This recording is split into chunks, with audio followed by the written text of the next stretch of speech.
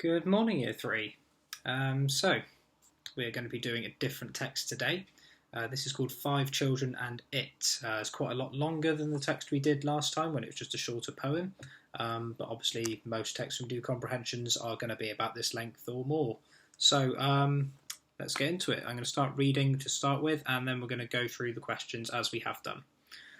So, Anthea suddenly screamed, "Cyril, come here! Oh, come quick, it's alive, it'll get away, quick!" They all hurried back. "It's a rat, I shouldn't wonder," said Robert. "Perhaps it's a snake," said Jane, shuddering. "Let's look," said Cyril, jumping into the hole. "I'm not afraid of snakes, I like them. If it is a snake, I'll tame it, and it will follow me everywhere, and I'll let it sleep round my neck at night."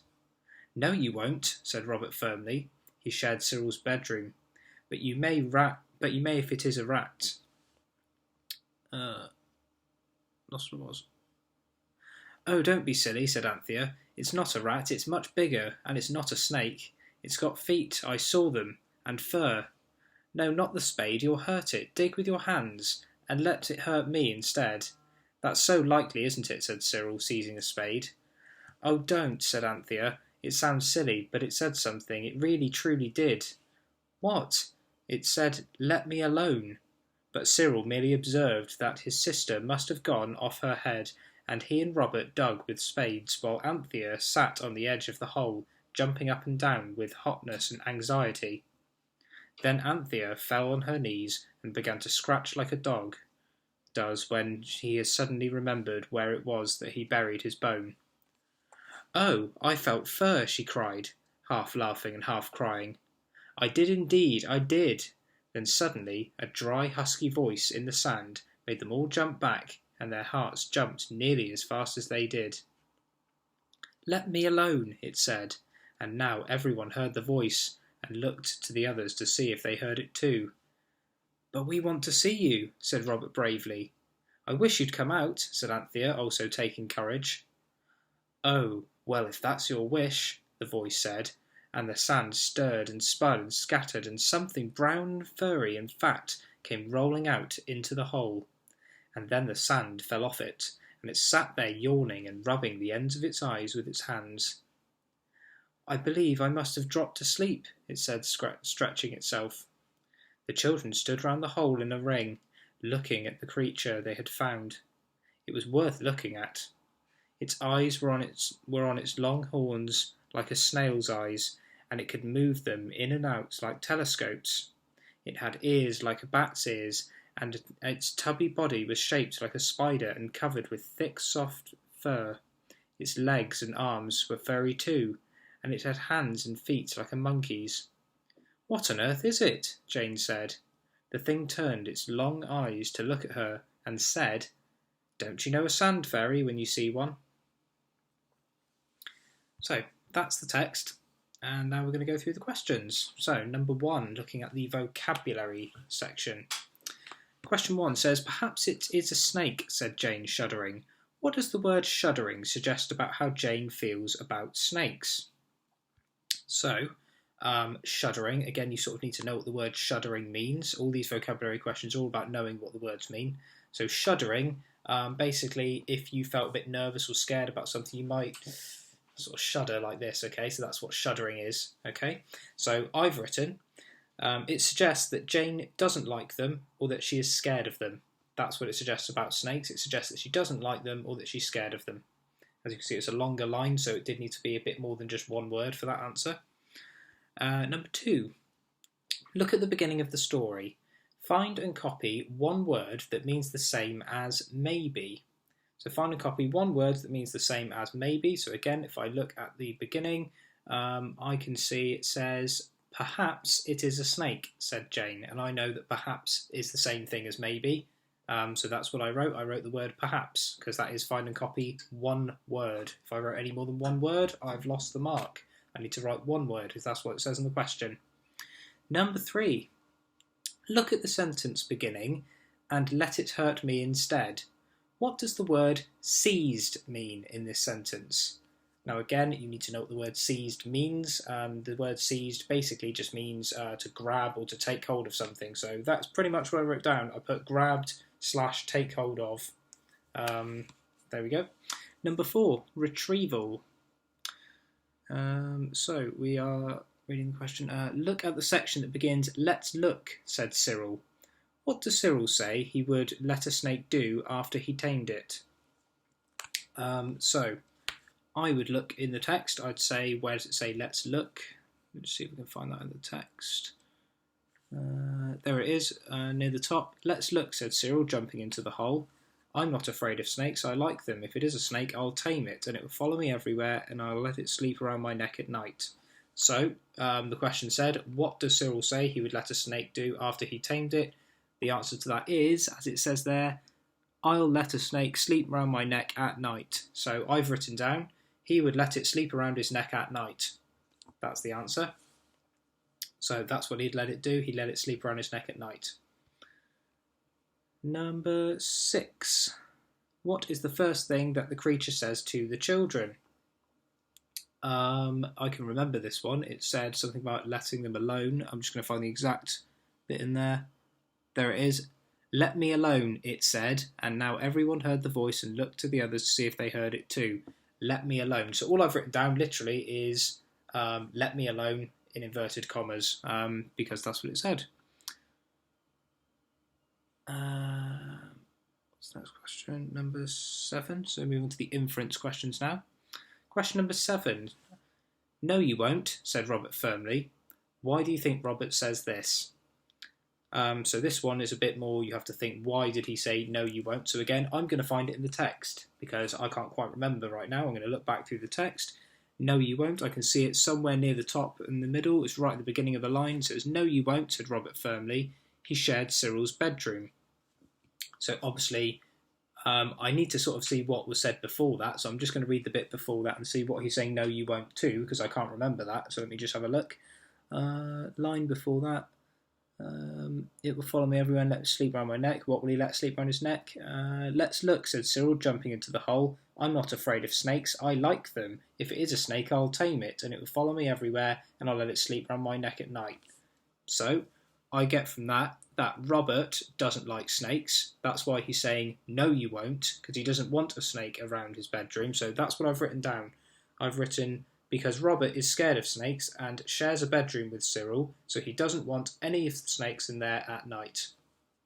That's a really clear answer there. Really guarantees that I understand why he's saying "no, you won't." I'm not just putting "he doesn't like snakes." That probably would get you the mark, to be honest, but I'm being even more specific than that. I'm being really clear, really detailed. Okay? Because I've written, because Robert is scared of snakes and shares a bedroom with Cyril, so he doesn't want any snakes in there at night. That is a full answer, being really detailed and really specific. So, question number 8 says, "Look at the section beginning, 'The children stood round the hole in a ring.' Look at the description of the creature. Do you think it would be good at climbing? Circle 1, yes or no. Explain why you think this." So, do you think the creature would be good at climbing? Now, we know for certain that this creature is not a snake, okay? Because if we read the description, it will be very specific about what the creature looks like. So again, where does it tell us to look? Let's read the question again. Look at the section beginning. The children stood round the hole in a ring. So I'm going to find that in the text. The children stood round a hole in a ring. It's right at the bottom. Sorry, I'm just going to let my cat in. 1 second.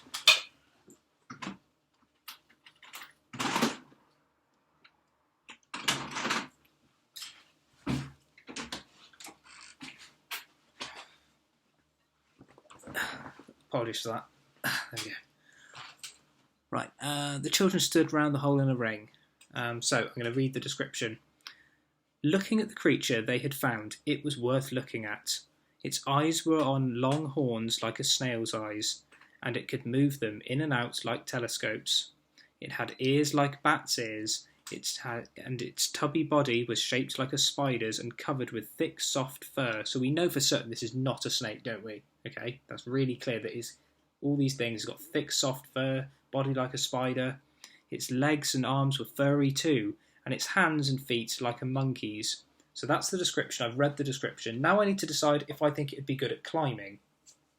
Now, I can see very clearly there, if I think what I climb with, what do we climb with? We climb with our hands and our legs, don't we? Okay. Now it's got a body of a spider.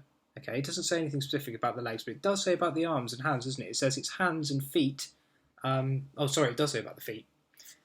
Its hands and feet like a monkey's. And would we say that a monkey is good at climbing?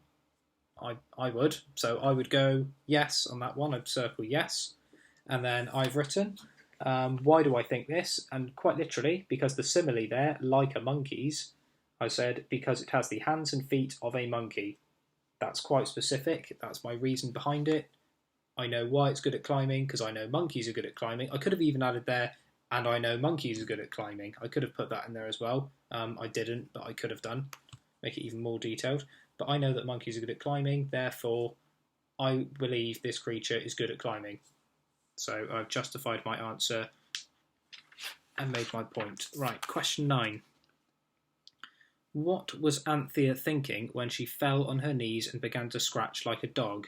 Tick one thought. So what was Anthea thinking when she fell on her knees and began to scratch like a dog? So let's read all 4. It says tick 1. I've lost my bone. I don't remember anything about a bone in there. I want to find the snake. I hope I don't find anything, or I really want to find this creature. Well, I don't remember anything there being about a bone, so I'm going to get rid of that one straight away. I hope I don't find anything. I don't know about that. I think they all wanted to find the creature, so yeah, not sure about that. So it's between the snake and the creature, and we've already established that this is not a snake. They were just talking about snakes at the beginning, so that's in there to confuse you. So it's definitely not that one. It's definitely, I really want to find this creature. So that's the one I'd tick. So by eliminating the other ones and making it easy for myself, I can work out which one is going to be the one I'm going to choose. That one is definitely correct. I really want to find this creature because we know it's not a snake. As we just established, it has the hands and feet of a monkey. So it's not a snake. Number 10. Summarise. Look at the whole text. Sorry, my cat wants to go back out again. 1 second. Come on.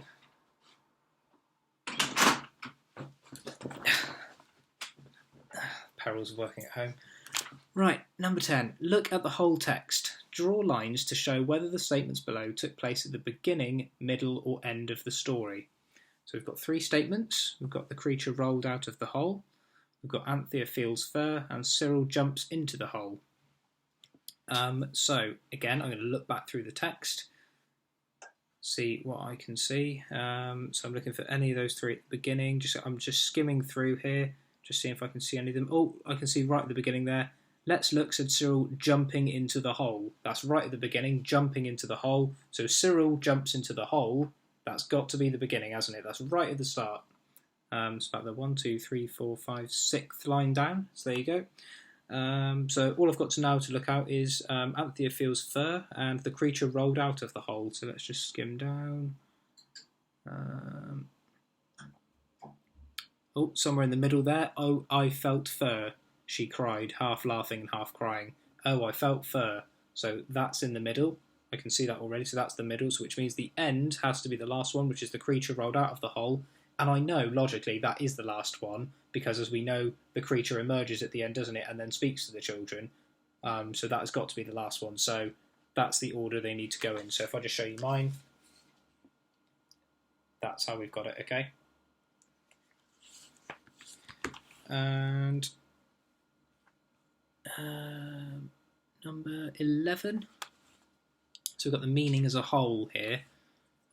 Bit more detailed, this one. I'm sure this one would have tripped up some people. So imagine you are writing a story review. Write 2 statements about the text in the table below.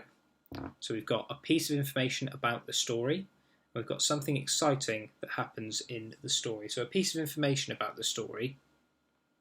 Again, imagine you are writing a story review. This means if you are reviewing something, you just need to give a bit of detail about it. You don't need to give everything away. So here's what I wrote. A piece of information about the story. I said, The story is about some children who discover a creature when they dig a hole. That's all I put. Okay? It's detailed enough. The story is about some children who discover a creature when they dig a hole. That doesn't give everything away. That doesn't tell you everything about them sort of having some issues with snakes or what they think it might be or this sort of stuff. It's just being a very quick piece of information. And there's something exciting that happens in the story. Now, there could have been a few different answers to this one. You could have had that Anthea screams at the start of the story when she finds something in the sand. That's something exciting. That sort of draws you in at the beginning. You could have had the creature speaks to the children, because obviously that's quite exciting when there's a creature talking to the children. And you could have had the children see a sand fairy at the end of the story. So any of those 3 points would have got you the mark, okay? Because you just had to list something exciting. But those are the main exciting points you could have had. So that was question 11. Question 12. How is the creature A, different from a snail, and B, similar to a snail? So again, here I would be looking at the description at the bottom, so I know exactly what the creature is like. So how is it different from a snail, and how is it similar to a snail? So I'm thinking about what a snail is like as well. What does it look like? So I know that a snail's got a shell. I know that it sort of slithers along on the floor.